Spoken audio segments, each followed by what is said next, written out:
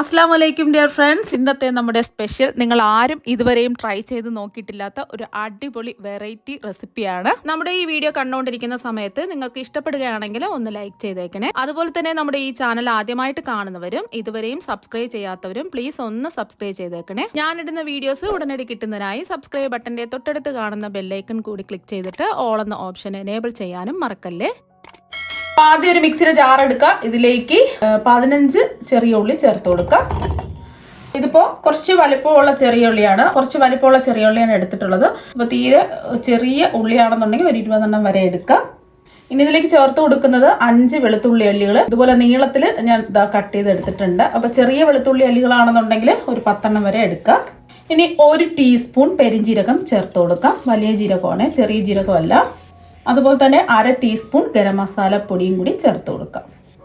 ഇനി നമ്മളിതിലേക്ക് ചേർത്ത് കൊടുക്കുന്നത് 2 ടേബിൾ സ്പൂൺ മുളക് പൊടിയാണ്. ഞാനിപ്പോൾ കാശ്മീരി മുളക് പൊടിയാണ് 2 ടേബിൾ സ്പൂൺ എടുത്തിട്ടുള്ളത്. സാധാരണ എരിവുള്ള മുളക് പൊടിയാണെന്നുണ്ടെങ്കിൽ അവരവരുടെ എരിവിനനുസരിച്ചിട്ട് മുളക് പൊടി ചേർത്ത് കൊടുക്കുക. 1 ടേബിൾ സ്പൂണൊക്കെ എടുത്താൽ മതിയാകും. ഇനി ഇതിലേക്ക് നമ്മൾ ചേർത്ത് കൊടുക്കുന്നത് ഒരു ചെറിയ നെല്ലിക്ക വലുപ്പത്തിലുള്ള പുളിയാണ്. വലിയ നെല്ലിക്ക വലുപ്പത്തിൽ എടുക്കുക, ചെറിയ ഒരു നെല്ലിക്ക വലുപ്പത്തിലുള്ള പുളി ചേർത്ത് കൊടുക്കുക. ഇനി ഇതെല്ലാം കൂടിയിട്ട് നമുക്കൊന്ന് ക്രഷ് ചെയ്തെടുക്കാം. വെള്ളം ഒന്നും ഒഴിക്കരുത്, വെള്ളം ഒഴിക്കാതെ ഒന്ന് ക്രഷ് ചെയ്തെടുക്കാം. അപ്പോൾ ഒരുപാട് അരഞ്ഞു പോകാതെ ഈ ഒരു രീതിക്ക് അരച്ചിട്ടെടുക്കുക. നമ്മളിതിൽ ഒട്ടും വെള്ളം ചേർക്കാതെയാണ് ഈ ഒരു രീതിക്ക് അരച്ച് എടുത്തിട്ടുള്ളത്. ഇതിവിടെ ഇരിക്കട്ടെ. ഇനി അടുത്തതായിട്ട് നമുക്ക് വേണ്ടത് വെണ്ടയ്ക്കയാണ്. ഞാനിപ്പോൾ നല്ലതുപോലെ കഴുകി വൃത്തിയാക്കി എടുത്ത 20 വെണ്ടയ്ക്കയാണ് എടുത്തിട്ടുള്ളത്. നമ്മൾ വെണ്ടയ്ക്ക എടുക്കുന്ന സമയത്ത് പിഞ്ച് വെണ്ടയ്ക്ക നോക്കി എടുക്കുക. ഇതുപോലെ നമ്മൾ ഒരു വെണ്ടയ്ക്ക എടുത്തിട്ട് ഇതുപോലെ മുറിക്കുന്ന സമയത്ത് ഒടിഞ്ഞു വരും. ഇതുപോലത്തെ വെണ്ടയ്ക്ക നോക്കി വേണം എടുക്കാനായിട്ട്. ഇനി ഇത് രണ്ടറ്റം ഒന്ന് കട്ട് ചെയ്ത് മാറ്റിയതിന് ശേഷം റൗണ്ട് ഷേപ്പിലൊന്ന് കട്ട് ചെയ്തെടുക്കാം. വെണ്ടയ്ക്കതാ ഈ ഒരു ഷേപ്പിൽ കട്ട് ചെയ്തെടുത്തിട്ടുണ്ട്. ഇതുപോലെ റൗണ്ടായിട്ട് കട്ട് ചെയ്തെടുക്കുക. ഇനി ചൂടായി കിടക്കുന്ന ഒരു പാനിലേക്ക് 1 ടേബിൾ സ്പൂൺ വെളിച്ചെണ്ണ ഒഴിച്ചു കൊടുക്കാം. വെളിച്ചെണ്ണ ഒന്ന് ചൂടായതിനു ശേഷം ഇതിലേക്ക് നമ്മൾ കട്ട് ചെയ്ത് വെച്ചിരിക്കുന്ന വെണ്ടയ്ക്ക മുഴുവനും ചേർത്ത് കൊടുക്കാം. ഇനി വെണ്ടയ്ക്കയെല്ലാം നമുക്കൊന്ന് റോസ്റ്റ് ചെയ്തെടുക്കാം. വെണ്ടയ്ക്കയെല്ലാം ഒന്ന് വാടി ചെറുതായിട്ടൊന്ന് മുരിഞ്ഞ് വരണം. ആ എണ്ണയിൽ കിടന്ന് തന്നെ ഒന്ന് മുരിഞ്ഞ് വരട്ടെ. മീഡിയം ഫ്ലെയിം വെച്ച് കൊടുക്കുക. വെണ്ടയ്ക്കയെല്ലാം ഒന്ന് വാടി ഒന്ന് ചെറുതായിട്ടൊന്ന് മുരിഞ്ഞ് വരട്ടെ. അതുവരെ ഇടയ്ക്ക് ഇതുപോലെ ഒന്ന് ഇളക്കി കൊടുക്കുക. വേണമെന്നുണ്ടെങ്കിൽ കുറച്ച് എണ്ണയും കൂടി ചേർത്ത് കൊടുക്കാം. ഞാനിപ്പോൾ 1 ടേബിൾ സ്പൂൺ എണ്ണയെ ചേർത്ത് കൊടുത്തിട്ടുള്ളൂ. വെണ്ടയ്ക്കയുടെ ആ പശപ്പെല്ലാം ഒന്ന് മാറി വരുന്ന സമയം മാത്രമേ നമുക്ക് ഉപ്പ് ചേർത്ത് കൊടുക്കാവൂ. ആദ്യമേ ഉപ്പ് ചേർക്കരുത്. ഒരു 1/4 ടീസ്പൂൺ ഉപ്പ് ചേർത്ത് കൊടുത്തിട്ട് വീണ്ടും ഒന്ന് ഇളക്കി കൊടുക്കാം. ഇത്രയും മതിയെന്നുണ്ടെങ്കിൽ ഈ ഒരു പരുവത്തിന് വേണമെന്നുണ്ടെങ്കിൽ എടുക്കാം. ഞാൻ കുറച്ചും കൂടെ ഒന്ന് മൊരിച്ചിട്ടാണ് എടുക്കുന്നത്. വെണ്ടയ്ക്കയെല്ലാം ഇതുപോലെ ചെറുതായിട്ടൊന്ന് മൊരിഞ്ഞ് വരുന്ന സമയത്ത് നമുക്ക് ഈ എണ്ണയിൽ നിന്നങ്ങ് കോരി മാറ്റാം. എണ്ണ എല്ലാം ഒന്ന് പ്രസ് ചെയ്തങ്ങ് മാറ്റാം. ഒരു പാത്രത്തിലേക്ക് മാറ്റാം. ഇതുപോലെ ഒന്ന് പ്രസ് ചെയ്ത് എണ്ണ മുഴുവൻ മാറ്റിയിട്ട് ഒരു പാത്രത്തിലേക്ക് നമുക്കിത് മാറ്റി വയ്ക്കാം. ബാക്കി വന്ന എണ്ണ ഉണ്ടല്ലോ, അതിലേക്ക് നമുക്ക് 2 കോഴിമുട്ട പൊട്ടിച്ചത് ഒഴിച്ചു കൊടുക്കാം. 2, 3, 4 ഒക്കെ എടുക്കാവുന്നതാണ്. ഞാനിപ്പോൾ 2 കോഴിമുട്ട എടുത്തിട്ടുള്ളൂ. ഇനി ഈ മുട്ടയ്ക്ക് ആവശ്യമായിട്ടുള്ള ഉപ്പ് ചേർത്ത് കൊടുക്കാം. ഒരു 2 നുള്ളു ഉപ്പ് ചേർത്ത് കൊടുക്കാം. അതുപോലെ തന്നെ ഒരു 1/4 ടീസ്പൂൺ കുരുമുളക് പൊടിയും കൂടി ചേർത്ത് കൊടുക്കാം. 1/4 ടീസ്പൂൺ മുതൽ 1/2 ടീസ്പൂൺ വരെ ചേർത്ത് കൊടുക്കാവുന്നതാണ്. അപ്പോൾ കുരുമുളകൊക്കെ ടേസ്റ്റ് ഇഷ്ടമാണെന്നുണ്ടെങ്കിൽ ഒരു 1/2 ടീസ്പൂൺ ചേർത്ത് കൊടുക്കാം. ഒരു 20 സെക്കൻഡ് ഫ്ലെയിം കുറച്ചിട്ട് ഇങ്ങനെ തന്നെ വെച്ചിരിക്കുക. 20 സെക്കൻഡ് കഴിഞ്ഞിട്ട് നമുക്ക് ഈ മുട്ട ഒന്ന് സ്ക്രാമ്പിൾ ചെയ്തെടുക്കാം, ഒന്ന് ചിക്കിയെടുക്കാം. ചെറിയ ചെറിയ കഷ്ണങ്ങളായിട്ട് നമുക്ക് കിട്ടണം. മുട്ട ഒരുപാട് അങ്ങ് ഉടഞ്ഞു പോകരുത്. ചെറിയ ചെറിയ കഷ്ണങ്ങളായിട്ട് കിട്ടണം. വലിയ പീസായിട്ട് വേണ്ട, തീരെ അങ്ങ് വലിയ കഷ്ണങ്ങളാവണ്ട. ഒരുപാട് അങ്ങ് വെന്ത് പോകരുത്. ഈ ഒരു സമയം നമുക്ക് ഫ്ലെയിം ഓഫാക്കി ഒരു പാത്രത്തിലേക്ക് മാറ്റാം. ഇത്രയും മതി. വീണ്ടും അതേ പാനിലേക്ക് 1 ടേബിൾ സ്പൂൺ വെളിച്ചെണ്ണ ഒഴിച്ചു കൊടുക്കാം. വെളിച്ചെണ്ണ ഉണ്ടെങ്കിൽ വെളിച്ചെണ്ണ തന്നെ എടുക്കാം. വെളിച്ചെണ്ണയിൽ ചെയ്തിട്ട് എടുക്കുമ്പോഴായിരിക്കും ഒരു പ്രത്യേക ടേസ്റ്റും മണമൊക്കെ കിട്ടുന്നത്.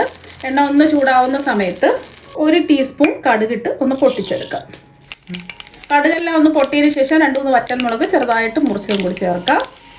അതുപോലെ തന്നെ കുറച്ച് കറിവേപ്പിലയും കൂടി ചേർത്ത് കൊടുക്കാം. മുളകെല്ലാം ഒന്ന് മൂത്ത് വരട്ടെ. കറിവേപ്പിലയും വറ്റൽമുളകെല്ലാം ഒന്ന് മൂത്ത് വരുന്ന സമയത്ത് ഇതിലേക്ക് ഒരു മീഡിയം സൈസ് സവാള ചെറുതായിട്ട് കട്ട് ചെയ്ത് ചേർത്ത് കൊടുക്കാം.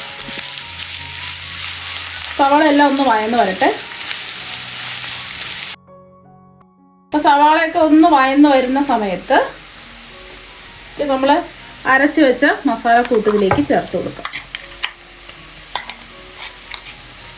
ഫ്ലെയിം കുറച്ച് തന്നെ വെക്കുക. എന്നിട്ട് മസാലയുടെ പച്ച ടേസ്റ്റൊക്കെ ഒന്ന് മാറി കിട്ടുന്നവരെ 1-2 മിനിറ്റ് ഒന്ന് ഇളക്കി കൊടുക്കുക. ഇപ്പോൾ 2 മിനിറ്റ് ഒന്ന് ഇളക്കി കൊടുത്ത് അതിൻ്റെ ആ പച്ച ടേസ്റ്റൊക്കെ ഒന്ന് മാറിയിട്ടുണ്ട്. അപ്പോൾ ഇനി ഇതിലേക്ക് നിങ്ങൾക്ക് വേണമെന്നുണ്ടെങ്കിൽ സവാള നമ്മൾ വഴറ്റിയെടുത്ത സമയത്ത് ഒരു തക്കാളി ചേർത്ത് കൊടുക്കാം. ഞാനിപ്പോൾ ഇതിൽ തക്കാളി ചേർക്കുന്നില്ല. കാരണം എന്ന് വെച്ചാൽ നമ്മളിതിൽ ഇതെല്ലാം ഒന്ന് ചതച്ചെടുത്ത സമയത്ത് നമ്മൾ പുളി ചേർത്തിട്ടുണ്ട്. അപ്പോൾ അതുകൊണ്ട് തക്കാളി ചേർക്കേണ്ട ആവശ്യമില്ല. പുളി ചേർത്തിട്ടില്ല എന്നുണ്ടെങ്കിൽ ഒരു മീഡിയം സൈസ് തക്കാളി ചെറുതായിട്ട് കട്ട് ചെയ്ത് ഒന്ന് ചേർത്ത് കൊടുക്കാം. ഇനി ഇതിലേക്ക് ഒരു 1/2 കപ്പ് വെള്ളം ചേർത്ത് കൊടുക്കാം.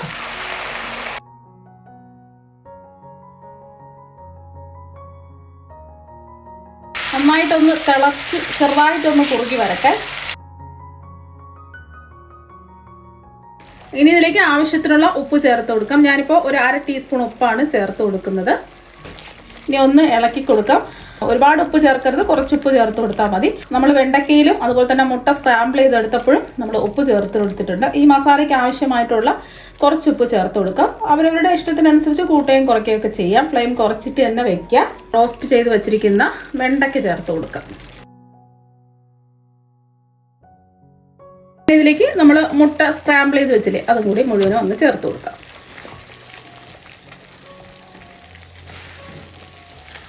ഒന്ന് ഇളക്കി കൊടുത്ത് എല്ലാം ഒന്ന് നന്നായിട്ടൊന്ന് വറ്റിച്ചെടുക്കണം. ചെറിയ ഒരു രീതിയിൽ ഇതുപോലെ ഒന്ന് ഇളക്കി കൊടുക്കുക. ഒരുപാടിട്ട് ഇളക്കി മറിക്കരുത്. ഈ ഒരു സമയം ഉപ്പൊക്കെ ഉണ്ടോ എന്നൊന്ന് ചെക്ക് ചെയ്ത് നോക്കുക. ആവശ്യമെങ്കിൽ നമുക്ക് ഉപ്പ് ചേർത്ത് കൊടുക്കാം.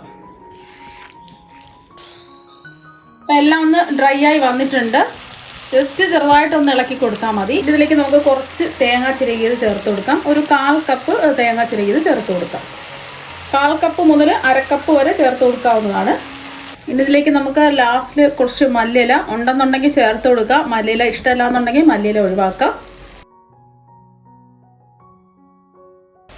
കുറച്ച് കറിവേപ്പില ചേർത്ത് കൊടുക്കാം. വേണമെന്നുണ്ടെങ്കിൽ ഇതിലേക്ക് 1 ടീസ്പൂൺ വെളിച്ചെണ്ണ ലാസ്റ്റ് ചേർത്ത് കൊടുക്കാം. ഞാനിപ്പോൾ വെളിച്ചെണ്ണ ഒന്നും ചേർക്കുന്നില്ല. എല്ലാം കൂടിയിട്ട് ഒന്ന് ജസ്റ്റ് ഇളക്കി കൊടുക്കാം. നല്ലൊരു മണം വരുന്നുണ്ട്. നല്ല അടിപൊളി ടേസ്റ്റാണ് കഴിക്കാൻ വേണ്ടിയിട്ട്. ചോറിൻ്റെ കൂടെ, ചപ്പാത്തിയുടെ കൂടെ, എന്തിൻ്റെ കൂടെയും നമുക്ക് കഴിക്കാവുന്നതാണ്. അപ്പോൾ വെണ്ടയ്ക്കൊക്കെ വില കുറച്ച് കിട്ടുന്ന സമയത്ത് ഇതുപോലെയൊക്കെ ഒരു പ്രാവശ്യം, കുറച്ച് വെണ്ടയ്ക്കയുടെ ആവശ്യമല്ലേ ഉള്ളൂ. അപ്പോൾ വെണ്ടയ്ക്ക വീട്ടിൽ വാങ്ങുന്ന സമയത്ത് ഇതുപോലെ ഒരു പ്രാവശ്യം ഒന്ന് ട്രൈ ചെയ്ത് നോക്കാം. അപ്പോൾ ഇത്രയേ ഉള്ളൂ. നമുക്കിനി ഒരു പാത്രത്തിലേക്ക് സെർവ് ചെയ്യാം. അപ്പോൾ നിങ്ങളെല്ലാവരും വെണ്ടയ്ക്കയും മുട്ടയും വെച്ചിട്ട് ഇതുപോലെ ഒരു പ്രാവശ്യം ഒന്ന് ട്രൈ ചെയ്ത് നോക്കുക. കുട്ടികൾക്കും മുതിർന്നവർക്കും എല്ലാവർക്കും ഒരുപാട് ഇഷ്ടമാകും. അത്രയ്ക്ക് അടിപൊളി ടേസ്റ്റാണ്. അപ്പോൾ വെണ്ടയ്ക്കൊക്കെ നമുക്ക് എപ്പോഴും കിട്ടുന്ന ഒരു സംഭവമാണ്. അപ്പം 2 മുട്ടയും വെണ്ടയ്ക്കയും ഉണ്ടെങ്കിൽ നമുക്ക് വേറെ ഒരു കറിയുടെ ആവശ്യമില്ല. ഇത് ബ്രേക്ക്ഫാസ്റ്റിൻ്റെ കൂടെയും അതുപോലെ തന്നെ ലഞ്ചിൻ്റെ കൂടെയും നമുക്ക് കഴിക്കാവുന്നതാണ്. അപ്പോൾ നിങ്ങളെല്ലാവരും ഇതുപോലെ ഒരു പ്രാവശ്യം വെണ്ടയ്ക്കയും മുട്ടയും വെച്ചിട്ട് ഒന്ന് ട്രൈ ചെയ്ത് നോക്കുക. തീർച്ചയായും നിങ്ങൾക്ക് എല്ലാവർക്കും ഒരുപാട് ഇഷ്ടമാകും. അപ്പോൾ നമുക്ക് മറ്റൊരു വെറൈറ്റി വീഡിയോ ആയിട്ട് വീണ്ടും കാണാം. താങ്ക്